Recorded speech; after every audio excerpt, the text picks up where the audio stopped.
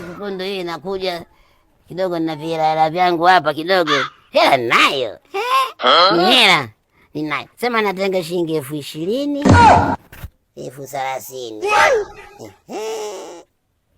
Okay. Hii sasa naenda kumnunulia mwanangu nguo. Ahmed Rashid Kingwendu. Ahmed dume langu hilo, jembe langu. Hii shilingi 30,000.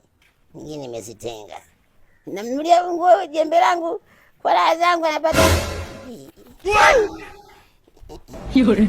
Naona baba, maisha yanapokuaga sometimes. Bwana mdogo vipi? Nipe mkono. Sisi sote Tanzania lazima tusalimiane. Bwana mdogo ana sura ngumu. Wewe sikiliza. Wewe ndiye babangu ndiye. Umeona umeshikashika machenji afu umeyapiga. Wewe sikiliza, toa hayo mazingira. Kwani nabisha ndugu yangu, wala siwezi kubisha usipokuwa nini hii hela hii. Kwamba nimepiga mahesabu.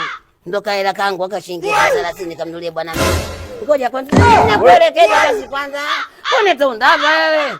Unatondava.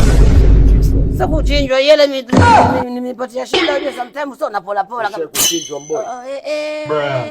Hii chakua mtu. Toka. Bwana shakuja. Kimbia. Bwana haya bwana.